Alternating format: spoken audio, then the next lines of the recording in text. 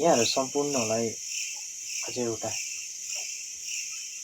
विशेष शब्द यहाँहरू बिच फस्किँदैछु र यो चाहिँ कस्तो भन्दाखेरि एउटा आफ्नो बच्चाहरूको उज्जवल भविष्यको कामना गर्नुहुने अभिभावकहरूको लागि हो र भिडियो अन्तिमसम्म हेरिदिनु होला, किनभने धेरै कुराहरू वास्तविक जीवनमा लागू हुनुपर्ने र लागू नभइरहेका कुराहरू यहाँहरू बिचमा राख्न गइरहेको छु र भिडियोलाई स्किप नगरिकन हेरिदिनु होला, किनभने बिचमा स्किप भयो भने निरन्तर गएको शब्द लय र निचोडहरू क्लियर हुँदैन। त्यस कारणले गर्दाखेरि चाहिँ भनिरहेको छु र सबैभन्दा पहिला त नमस्कार, मेरो नाम नवीन वास्तोला र आफ्नो बच्चाहरू कसैलाई पनि नराम्रो बनोस्, खराब भएर जाओस् भन्ने कुनै पनि बाबा आमाको मनमा हुँदैन। हेर्नुहोस् है, र कतिपयले चाहेर पनि राम्रो बनाउन सक्नु भएको छैन, कतिपयले चाहनु नै भएन। र म यो भन्न चाहन्छु, कुनै पनि आफ्नो बच्चालाई कुनै पनि आमाले जन्म दिँदैमा बाबा आमाको कर्तव्य पुरा हुँदैन, आमाको कर्तव्य पुरा हुँदैन। त्यो बच्चालाई तबसम्म फलो गर्नुपर्ने हुन्छ, तबसम्म चाहिँ देखभाल गर्नुपर्ने हुन्छ जब ऊ आफ्नो खुट्टामा उभिन सक्दैन।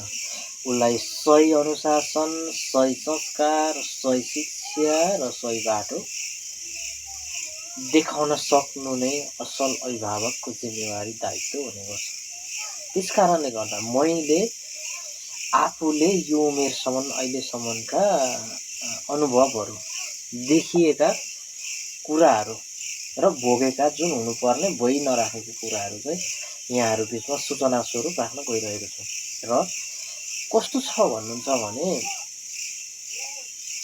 हामी अभिभावकहरूले विद्यार्थीलाई यो लगभग 80% भनेको चाहिँ गाउँको कुरा गर्दैछु म, गाउँमा हुने चाहिँ गाउँमा भइरहेको यो विकृतिको कुरा गरिरहेको छु। पहिलो कुरा, हामीले बच्चालाई जबसम्म हिँड्ने हुन्छ हाम्रो समाजमा, बच्चा जन्मियो, जन्मे पछाडि जबसम्म सानो हुन्छ त्यसमा हेरविचार गरिन्छ, जब हिँड्ने बोल्न सक्ने हुन्छ त्यस पछाडि के हुन्छ भने हामी बच्चालाई विद्यालय पठाउँछौँ। बच्चालाई विद्यालय पठाइसके पछाडि के हुन्छ भन्दाखेरि, विद्यालय पठाइसके पछाडि धेरै जस्तो अभिभावकहरूले चाहिँ आफ्नो जिम्मेवारी चाहिँ पुरा भयो, अब चाहिँ मैले फार्से पाएँ भन्ने जस्तो सोच्नुहुन्छ। नसोचे तापनि व्यवहारिक हिसाबले त्यो देखिरहेछ, हेर्नुहोस् होइन। अनि त्यो भइदिएको कारणले चाहिँ के भइरहेछ भन्दाखेरि, आफ्नो बच्चाहरूको ख्याल गरिराख्नु भएको हुँदैन। जस्तै 10-4को स्कुल छ, आफ्नो घरबाट स्कुल कति टाढो छ, कति समयमा स्कुल पुग्छ र छुट्टी भइसकेपछि कति समयमा घर आइपुग्छ।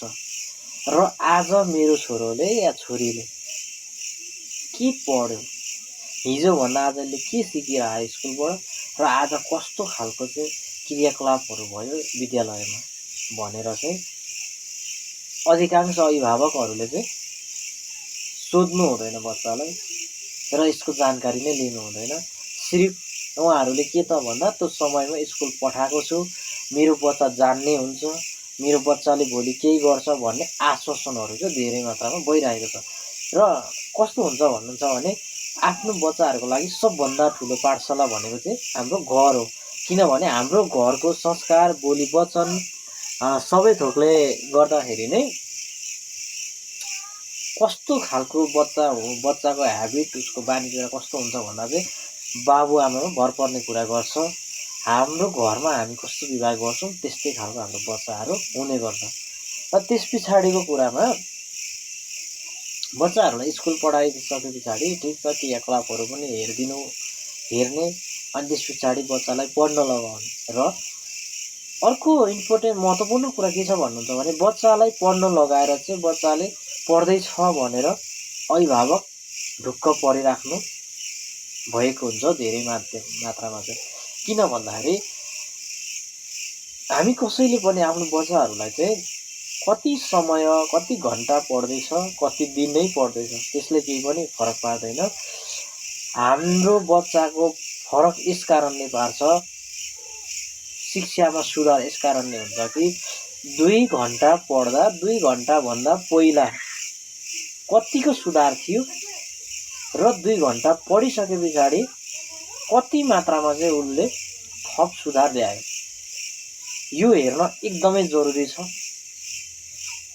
अनि यो पनि कम अभिभावकले मात्रै हेरिदिनुहुन्छ।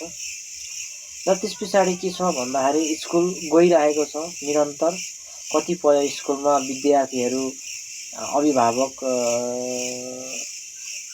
जानकारी गराएर पनि विद्यार्थीले पढ्न नचाहेको बदमासी गरेको खण्डमा के हुन्छ भन्दा शिक्षकहरूले बदमासी गर्यो भनेर कारबाही गर्नलाई पनि सरकारले नियम लगाइदिएको छ, विद्यार्थी कुट्नु हुँदैन भन्ने होइन। ठिक छ, कुट्नु हुँदैन, राम्रो कुरा हो, तर अभिभावकले चाहिँ शिक्षकले भनेको कुरालाई चाहिँ राम्रो तरिकाले मान्न सक्ने क्षमता बनाएर त घरबाट पठाउन सकिन्छ नि, होइन। यो सकिराखेको छैन र यसले विकृति फैलिरहेको छ विशेष गरी। त्यसपछि जस्तै विद्यार्थीहरू पढ्दै गए गर्दै गए, अब त्यो बिचमा आफ्नो बच्चाहरूको चाहिँ क्वालिटी कस्तो छ भनेर हामी हेर्दैनौँ। पास भयो भने एडमिसन गराइदिने, अनि त्यस पछाडि फर्केर आउने, अभिभावक भेलामा पनि भरिसक्दो स्कुलमा नजाने, होइन, टिका टिप्पणी अन्त गरिराख्ने। त्यस पछाडि जब एसईको रिजल्ट एक्जाम हुन्छ, एक्जाम भइसके पछाडि हामी के गर्छौँ भन्दाखेरि राम्रो रिजल्टको अपेक्षामा हुन्छौँ, राम्रो नतिजाको। अब हामीले 10 क्लाससम्म पढ्दाखेरि आफ्नो विद्यार्थीको भविष्य चाहिँ के छ त भन्दाखेरि त्यो जीवन चाहिँ हामीले सरहरूलाई मात्रै सुम्पिएको छ, शिक्षकलाई मात्रै। घरमा के गर्नुपर्ने, घरमा कसो गर्नुपर्ने हामीले कहिले पनि आफ्नो जिम्मेवारी पुरा गरिदिएको छैन। र अब एसईमा रिजल्ट सोचे जस्तो आउँदैन, अनि के गर्ने भन्दा शिक्षकले पढाउन जानेन, शिक्षकले पढाइदिएन, शिक्षकको ध्यान लगाएर पढाइदिएन भनेर टिका टिप्पणीहरू धेरै मात्रामा आउँछ। कतिपय शिक्षकहरू हुनुहुन्छ होला त्यस्तो खालको पनि जो पढाउन सक्नुहुन्न होला, होइन, तर जहाँसम्म लाग्छ शिक्षक भनेर आइसके पछाडि, नियुक्ति भइसके पछाडि उहाँहरूमा चाहिँ पढाउन सक्ने क्षमता चाहिँ हुनुपर्छ र हुन्छ पनि।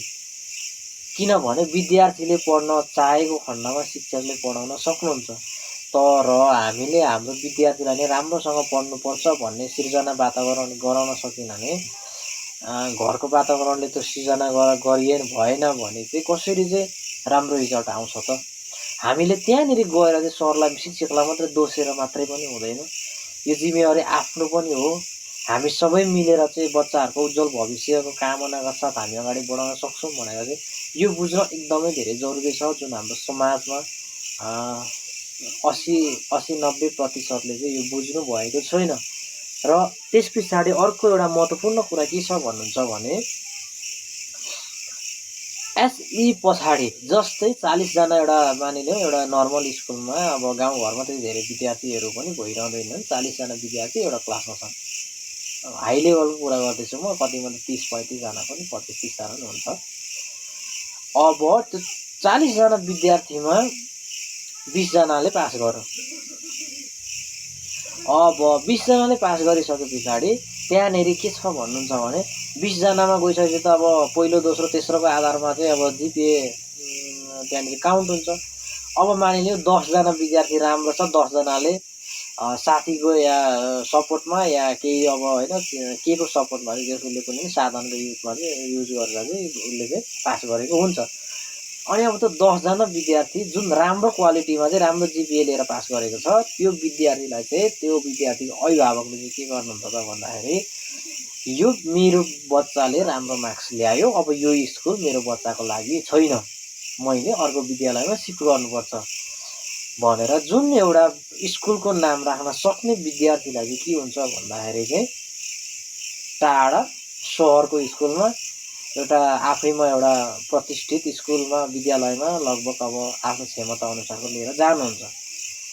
अब बाँकी रह्यो त 10 जना पास गरेको मध्येमा, होइन, त्यो 10 जना मध्येमा के छ भन्दाखेरि कतिपय आर्थिक अवस्था कमजोरी, कतिपय त्यो 10 जना विद्यार्थीमा लगभग एकजनाले मात्रै सोच्नुहुन्छ कि जस्तो लाग्छ मलाई, किनभने यो हाम्रो गाउँठाउँको स्कुल हो, यो स्कुलमा पनि अब चाह्यो भने हामीले मिहिनेत गर्यो भने राम्रो बनाउन सकिन्छ भन्ने सोच राख्ने भनेको 1 जना 2 जना हुनुहुन्छ होला नि त, कमै हुनुहुन्छ जो आर्थिकको बाध्यताले मात्रै त्यो स्कुलमा पढाउने हुनुहुन्छ। अब जुन राम्रो विद्यार्थी थियो त्यो सिफ्ट भइसक्यो। अब त्यो बाँकी रहेको विद्यार्थी छ त्यसमध्येबाट जम्मै 2 वर्ष पढाइ हुन्छ 11 अनि 12मा। अनि 11 र 12को पढाइ भइसके पछाडि 11मा पढ्दा कति मेहनत गर्ने, कुन समयमा के गर्ने भन्ने कुरा पनि त्यति धेरै चासोको विषय हुँदैन। भए तापनि उहाँहरूले त्यसलाई कन्टिन्यू दिनुहुन्न, निरन्तरता दिनु भइरहेको हुँदैन अभिभावकले। अब 11 पढिसकेको विद्यार्थी, जुन विद्यार्थीले राम्रो मार्क्स ल्याएको छैन भने उसलाई धेरै पढ्नमा उत्साह नै हुँदैन। आजभोलि यो टेक्नोलोजीको जमाना युग आइसक्यो, त्यसले गर्दाखेरि मोबाइल फोनमा धेरै मात्रामा विद्यार्थीहरू क्रेजी भएर चाहिँ पढ्नलाई धेरै मन लगाइरहेको हुँदैन। अनि अब 11 अनि 12 यो 2 वर्ष पढेको विद्यार्थीले चाहिँ एकैचोटि अब जस्तै 12मा रिजल्ट राम्रो आएन भनेर फेरि शिक्षकलाई हामी गुनासो गर्छौँ, नाना थरीका टिक्का टिप्पणीहरू गर्छौँ। तर के छ भने कतिपय शिक्षकहरूको त्यहाँनिर गुनासो पनि यति धेरै हुन्छ कि विद्यार्थीलाई पढाउनु भनेको पढ्न मान्यो, पढ्न अल्छी गरे। अब विद्यार्थीलाई अब पढ्न जाँदा कोही विद्यार्थी क्लासमा हुँदैनन्, भनेको सुनिदिइरहेको हुँदैनन्। अभिभावकलाई बोलाएर छलफल गरौँ भन्दा अभिभावकको उपस्थिति भइरहेको हुँदैन। अब अन्तिममा के छ भन्दा सबै दोष शिक्षकलाई।